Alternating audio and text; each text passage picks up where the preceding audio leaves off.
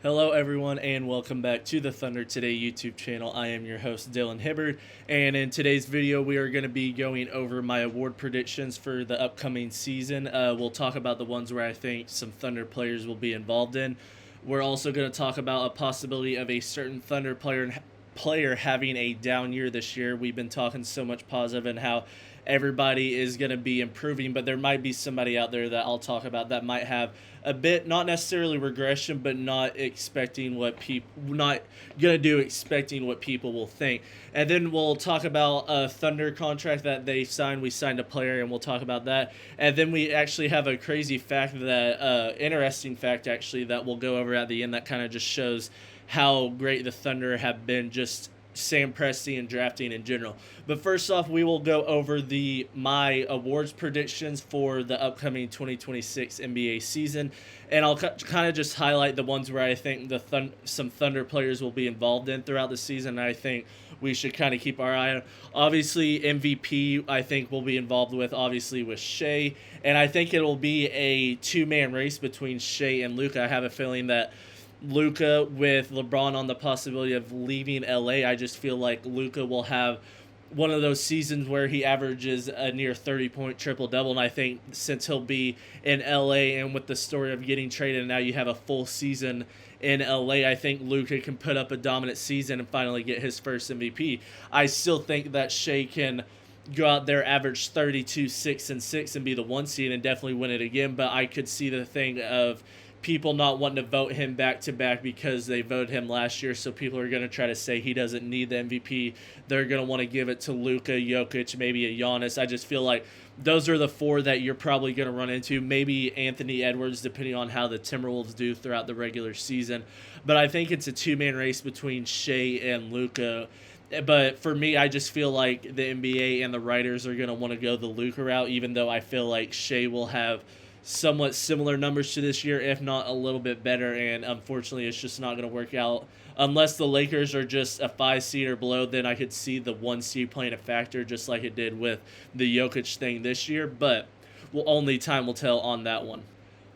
We won't go over Rookie of the Year. I feel like Topic isn't going to play enough, and I just feel like Cooper Flagg, Dylan Harper, Trey Johnson, those guys will kind of be the head of the pack on the Rookie of the Year race, and I feel like Cooper Flagg, unless Trey Johnson on Washington can go out there and average 20 as a rookie, I feel like they'll end up giving it to Cooper Flagg. Now, for Sixth Man of the Year, a hot topic, there's a lot of guys you can look at. You can look at a guy like Jared McCain, who's going to be a sixth man for the Sixers. You have Westbrook if he returns to Denver. If Westbrook does that, you have guys in New York for the Knicks who could be a sixth man. And for the Thunder, I think a guy like Wiggins or Wallace or even Caruso, depending on who it is for the Thunder, depending on if they put up the offensive numbers, especially if it's an Aaron Wiggins or Wallace, I could see them being in that conversation depending on how good the Thunder are doing and what their counting stats look like. So I'm not necessarily thinking we might have it, but Sixth Man of the Year is definitely one of those where if the Thunder are rolling and the pieces are clicking, somebody like a Wiggins and Wallace could be on one of those kind of 6 Man of the Year top 5 list throughout the entire season. But ultimately, I think it'll be Jared McCain who wins Rookie of the Year. I just feel like I think the Sixers will be a lot better this year, and if McCain's able to produce off the bench just like he did this past rookie year and only improve, I feel like he's just going to build on that and win Sixth Man of the Year. Another interesting one will be most improved player. I feel like a lot of people will lean maybe Andrew Nembhard or Benedict Mathurin or even a Derek White because of the injuries to Tyrese Halliburton, and Jason Tatum. And rightfully so, I feel like one of those three could definitely win it, especially coming from the East, and there's not as many strong players in the East. But for the Thunder, a guy who could win most improved, like I continue to say, is Chet. Like I said yesterday, he could take that big leap into All-Star and get an All-Star nod and possibly an All-NBA nod. And I think if he does enough and the Thunder continue to build on that, he could be one of those players that might have a chance to win that most improved. But ultimately, I think it'll end up being Andrew Nembhard. I just feel like he's going to be taking the ball down the court for the Pacers a lot this year. He's going to have so many more opportunities to score and pass the ball. I feel like just his counting stats and his averages will produce a lot more based off of Tyrese not playing. And now with Miles Turner out of there, you have to look to different guys to score. And I just feel like Nembhard will take that step forward and might be a 22, 23 per game average score in the league. And then I think the last one we'll talk about today is Coach of the Year. I feel like Mark Dagnall will always kind of be associated with that just because of how good the Thunder are going to be. But now that the Thunder are so good, I don't know if he gets that nod anymore. I could see it being a team like the Rockets with Udoka winning it because they're on the up and up, and you get Katie. I think if they end up getting that back-to-back 2 seed and win 50-plus games, it could lead voters to giving him that one. And then also Clutch Player of the Year. Obviously, Shea will be involved in that and all year. I think Shea could actually win Clutch Player of the Year if the Thunder quit blowing everybody out. If there's a few more clutch games this year and Shea's able to show off how clutch he is, I think he could kind of get voters to persuade his way and win that award. But those are just kind of my thoughts and early predictions on the awards, and if some Thunder players might be involved in that. Let me know who you guys think might be a dark horse for a certain award on the Thunder, or who you think you have predicting winning all these awards. Just let me know down below. And then we'll transition into a less fun topic, sort of kind of talking about which Thunder might have a down year, and just kind of talking about this. I don't necessarily mean that they're just going to fall off and they're not going to be productive at all. I just think this player, for me, he did so well in this postseason, and he did so well last year that I feel like people are going to have such high expectations.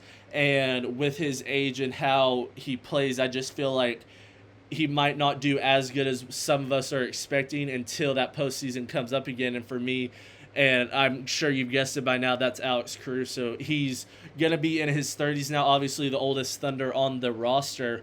And for me, it's just, I think people, with how he did in the postseason and how well he shot the ball, how well he defended, people are going to expect him to be that guy throughout the regular season and just produce even more for the Thunder. And I just don't think that's how it's going to be. I think he'll almost even take a step back because guys like Wallace, Topic, Mitchell, Wiggins are all younger and improving, are going to get so good so well that he's not going to have to do as much. And there might be games where he just doesn't even play because they don't want to risk it with him getting older and they want to save him for the postseason.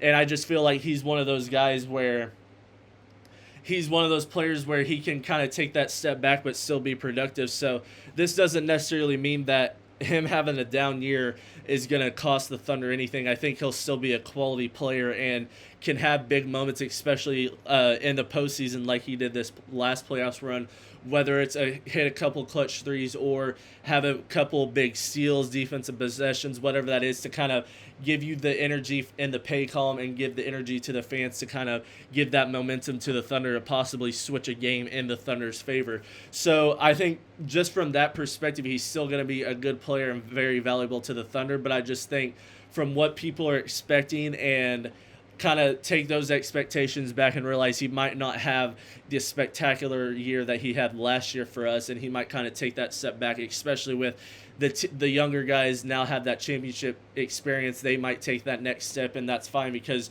you want those guys to take those steps. So I feel like Caruso, if anybody on the Thunder, will be that guy who just kind of takes that smaller step back for the Thunder next year. And then we'll kind of talk about a small signing that the Thunder made. They signed Mavely Leons to a Exhibit 10 contract. I actually didn't know what this was until I looked it up. And it's just a team training camp contract. It's not going to affect anybody on the 15-man roster. I know people were questioning that with Barnheiser, Youngblood, those guys who are fighting for those positions, and if that was going to affect it. This will not affect it. It's just another one of those young guys the Thunder will just sign, have them in the G League and stuff like that, where they can just continue to develop and maybe earn their way to a contract on somebody else, or you never know what might happen. But just some smaller news, just somebody that the Thunder have picked up just for more, I guess, depth in the long run. But we'll kind of wrap up this video talking about a crazy fact that kind of has been going around for the Thunder, and it just shows how well the Thunder have been able to draft and how genius Sam Presti is. And it's the fact that since the Thunder became a franchise back in technically 08-09, and they had KD with the Supersonics and they drafted Westbrook, the Thunder have never had a season where